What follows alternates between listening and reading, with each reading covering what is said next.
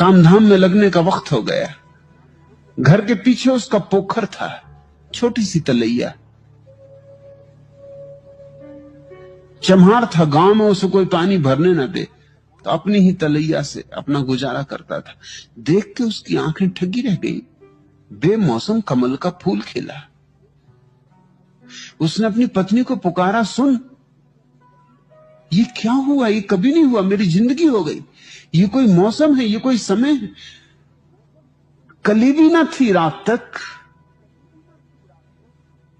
और सुबह इतना बड़ा फूल खिला। इतना बड़ा फूल कि कभी खिला नहीं देखा। ये कैसे हुआ? उसकी पत्नी ने कहा, हो ना हो, बुद्ध पास से गुजरे होंगे। क्योंकि मैंने सुना है जब बुद्ध गुजरते हैं तो असमय फूल खिल जाते हैं। सुदास हंसने लगा। उसने कहा कि पागल, यहां कहां बुद्ध गुजरेंगे?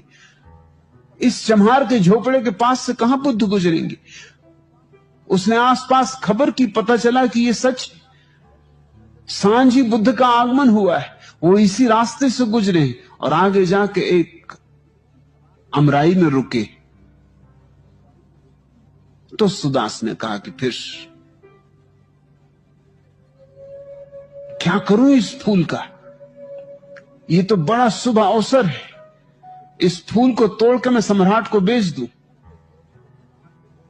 150 रुपए जरूर इनाम में मिल जाएंगे। क्योंकि असमय का कमल,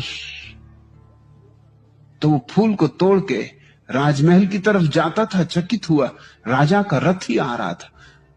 अभी सूरज उग रहा था और राजा का रथ, स्वर्ण रथ, सूरज में यूं चमक रहा था जैसे दूसरा सूरज उग रहा हो। वो ठिठक के राह पर ही खड़ा हो गया। माजरा क्या है? रात इस गरीब के झोपड़े के सामने से बुद्ध गुजरे, सुबह सम्राट का स्वर्ण रथ आ रहा। इस रास्ते पे कभी आया ही नहीं। ये चम्हारों की बस्ती, यहां सम्राट आए किस लिए? ठिठक के खड़ा हो गया। हिम्मत ही ना पड़ी कहने की कि मैं फूल लेकर राजमहल की तरफ आ रहा था, लेकिन रथ खुद ही रुका। सम्राट ने सारथी को कहा, रुको, इस सुदास को बुलाओ। सुदास सम्राट के जूते बनाता था। सुदास का नाम सम्राट को मालूम था। सुदास डरते हुए गया और कहा कि फूल लेके आपकी तरफ ही आ रहा था। असमय का फूल है, मैंने सोचा किसको भेंट करूं, आपके ही योग्य। सम्राट ने कहा, मांग, क्या मांगता है? जो मांगेगा इसके बदले में दूंगा।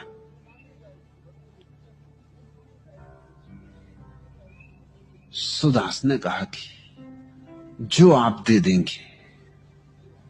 नहीं, सम्राट ने कहा, तू मांग, क्योंकि ये फूल मैं बुद्ध को चढ़ाने ले जाऊंगा। तू जो मांगेगा दूंगा।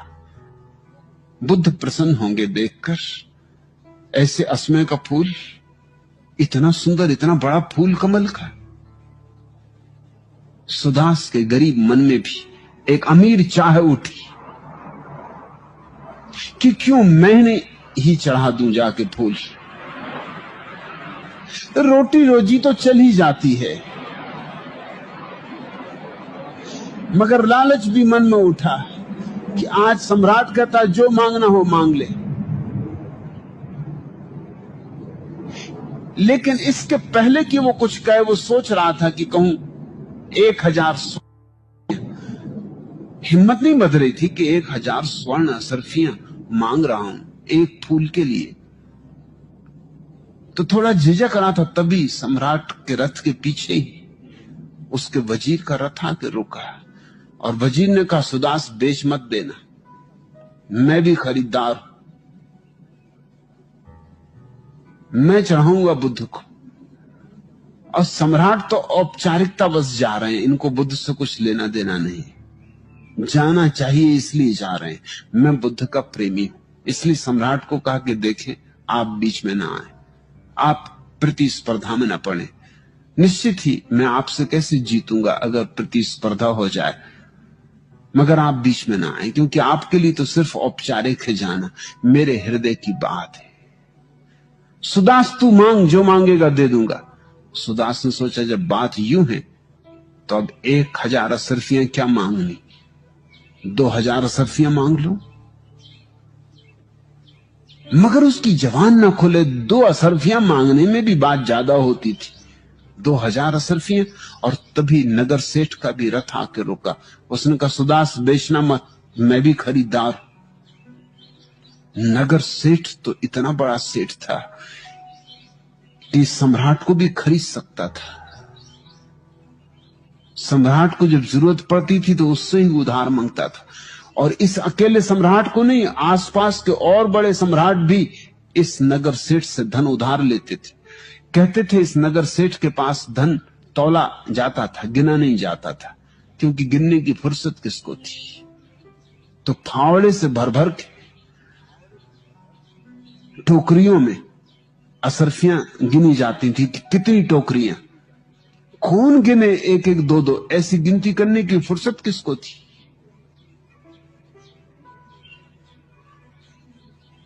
उस सेठ ने कहा कि तू जो कहेगा, 1,00,000 असरफियां मांगना हो, 1,00,000 असरफियां मांग,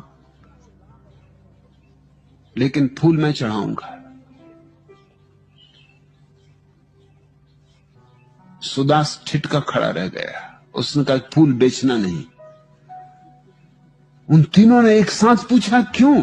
सुदास ने कहा कि जिस फूल के लिए 1,00,000 असरफियां देने के लिए कोई तैयार हो। गरीब आदमी हूं, मगर मेरे मन में भी गहन भाव उठा कि फिर मैं ही क्यों ना इस फूल को बुद्ध के चरणों में चढ़ा दूं। जरूर उन चरणों में चढ़ाने का मजा 1,00,000 असरफियों से ज्यादा होगा। नहीं तो तुम 1 असरफी ना देते नगर सेठ से। उसने कहा, मुझे 1,00,000 असरफियां दे रहे हो, सम्राट राजी है, वजीर राजी, तुम राजी हो, और मुझे ऐसा लगता है अगर गांव में जाऊं तो और भी लोग राजी हो जाएंगे। मुझे इसके जितने दाम चाहिए उतने मिल सकते, लेकिन अब बेचना ही नहीं। नगर सेठ ने कहा, 2,00,000 असरफियां देता हूं, तू जो मांग, मुंह मांगा। उसने कहा, बेचना ही नहीं। सुदास गरीब है, मगर इतना गरीब नहीं, चमार है। काम तो चल ही जाता है मुझ गरीब का, जूते सीने से ही। ये मौका मैं नहीं छोड़ूंगा, ये फूल मैं ही चढ़ाऊंगा। और सुदास ने वो जाके फूल बुद्ध के चरणों में स्वयं चढ़ाया। और बुद्ध ने उस सुबह अपने प्रवचन में कहा कि सुदास ने आज इतना कमाया है जितना कि सदियों में सम्राट नहीं कमा सकते। पूछो इस सम्राट से, पूछो इस वजीर से, पूछो इस नगर सेठ से, आज इन सबको हरा दिया सुदास ने। आज इस शूद्र ने अपने को परम श्रेष्ठ सिद्ध कर दिया। आज लात मार दी धन पर। आज इसका अपरिग्रही रूप प्रकट हुआ है। ये धन्यभागी है। और सुदास पर ऐसी वर्षा हुई उस दिन अमृत की कि फिर लौटा नहीं। उसने कहा, अब जाना क्या, जब फूल चढ़ाने से इतना मिला तो अपने को भी चढ़ाता हूं। सुदास भिक्षु हो गया। फूल ही नहीं चढ़ा, खुद भी चढ़ गया। यूं कहानियां हैं कि असमय बुद्ध के पास से गुजरने से फूल खिल जाते। ऐसा होता हो न होता हो नहीं सकता ऐतिहासिक अर्थों में, क्योंकि समय कोई नियम नहीं बदलता। होना चाहिए मगर होता नहीं। प्रकृति तो निरपवाद रूप से चलती है, कुछ भेद नहीं करती,